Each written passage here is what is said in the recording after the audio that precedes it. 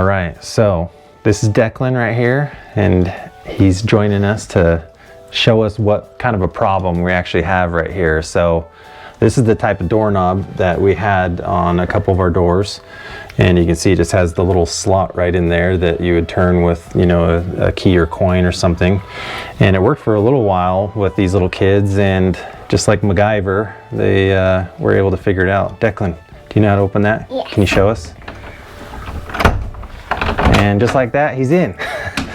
And so for things like back here, this is my office, and so there's some, you know, computers and equipment in there, and most important, there is some food in there, and these little guys try to get in there and get to the snacks. And so Declan, let's come over here.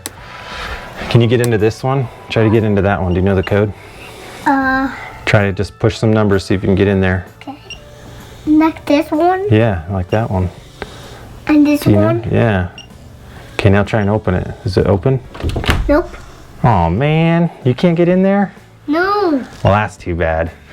Well, that's what Johnny and I are going to show you today, is how to install this this door lock, this combination lock. So Johnny and I, we're just going to show you a little bit about, you know, installing one of these, and just some pros and cons of, you know, why you might want one in your home, what we're using it for, and especially if you have little kids, or if you want to use it on your front door, it's a great option to have. So let's get into the video. So Bryce, what are we doing here, buddy? So what we're doing here is I love this product. It just had a slight issue where my code, I started to have to put a 9 in front of my 4-digit code, which is not a big deal, but then I reset it and it went back to needing the 9 again in front, which is kind of in the owner's manual.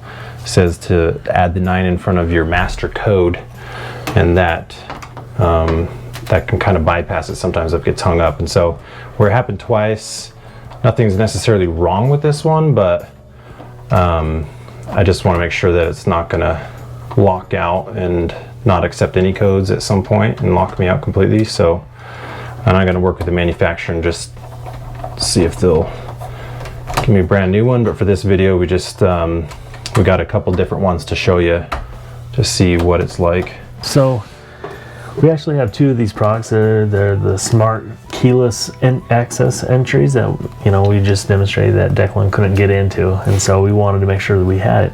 But there's a couple of companies out there that make these smart keyless entries, and so we wanted to see which ones are the best ones, right? So he went in and he purchased SoHoMiLL. That's just one of the companies that we went with. And what's the one that you got, Johnny? And so I went with the TurboLock. A little bit better packaging, and you can kind of tell what it is. Yeah. Now this is what's kind of really interesting. We haven't really played with either one of them, so you're going to see for the first time unpackaged together. All right. So, you know, we both have owner's manuals right off the bat. But something I noticed right off the bat that I liked with yours, what you got with yours, AA or AAA batteries. Now mine was a little bit cheaper than what yours were, but I think overall they're pretty similar products, very right? Similar. I noticed the finish on yours looks like it's more of like almost like a chrome finish. Yeah. So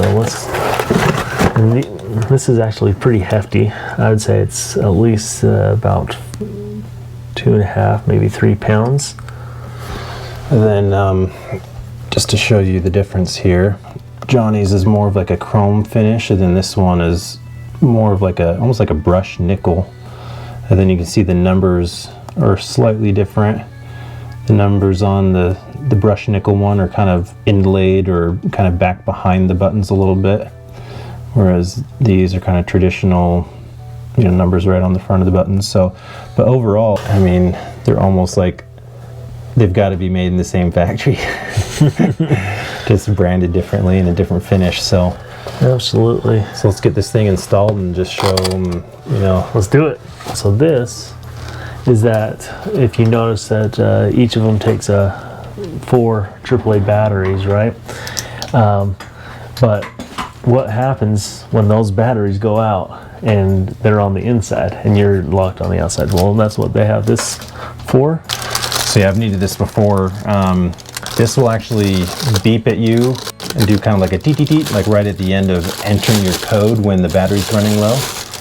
And of course I procrastinated and let the batteries completely die. Then I couldn't do anything. It wouldn't take the code anymore and light up. So then, yeah, I just powered it with this right on the bottom. You'll see right here, there's just a little, almost like a rubber grommet that's kind of in there that you'll just pop out. And then that's where you plug the end of that in and powers right up. And it gives you the juice you need to get the code in there. And then on the back side, on the inside of the door is where you'll pull it apart and replace the batteries. What we're just gonna do is just show you how quickly it is to install one of these things. Pull that out. Those are long screws. What's nice is that these are also weather resistant. So if you want to use it on your front door, you can actually do that. And it's pretty common that people will do that, and they'll just have a code and be able to get in their front door without a key. And these kind of auto lock once you shut the door, but they do have a passage code that you can enter in there.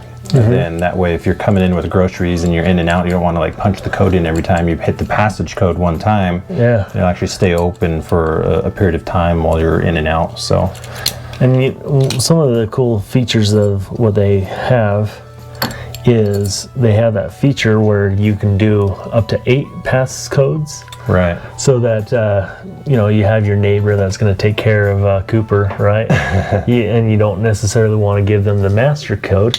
You tell them, hey, here's the code for your house. You can get in, and then you can set it, and you can lock it out as soon as you're done and you come back from your vacation. Right. So this is what we. Oh, is it still stuck in there? Yeah, you keep on twisting go. on me things, buddy. So this is what we already have in here from the one that I'm replacing, so we won't even worry about swapping that out. And then Johnny's got the main unit here, and again, this is a brushed nickel finish, and same exact one that I had in there. So we're just going to go ahead and throw that in here, and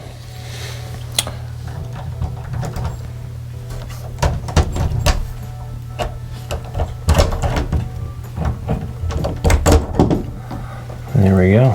So we're just going to feed that right through the middle. So it's just like that, and then it's got the little screw access holes for your screwdriver. So we'll just get those screwed in real quick. So this is what we're guessing is the brains of the operation are in here in this part, and this does have a circuit board, but it's literally just the batteries that feed back into this part. So we just got to hook this up. I got the batteries, the AAAs. It takes 4 AAA batteries, which were included with this one, and got that hooked up. And there's a little reset button there if you ever need to reset it. And then we're going to just install that just like right back in here, and then this cap goes on there with the screws. So we're going to do that and then program it real quick and just show you how easy it is to use. That was simple. Yeah, it was super simple. So we're just reading the instructions. It's literally put in this 0123 pound master code, and then it'll do a beep, but the light will remain on, and you do your new code with a star, and it'll beep twice. So I just did 0123 pound, did my new code star, and it beeped twice. And as you can see here, and you can see that opens. And after you close it though, now it no longer opens until you put the code back in. So now let's show what it is when you're adding a new code. So I'm going to set up a code for Johnny so he can get into the office. Sweet. I always wanted to come into your office there, Bryce. So let's have Johnny do the honors here. So Johnny, do your one, or I got to put my code in you first. Put your code. I got to put my master code. I don't know what that is, buddy. Don't look at my master code. Okay.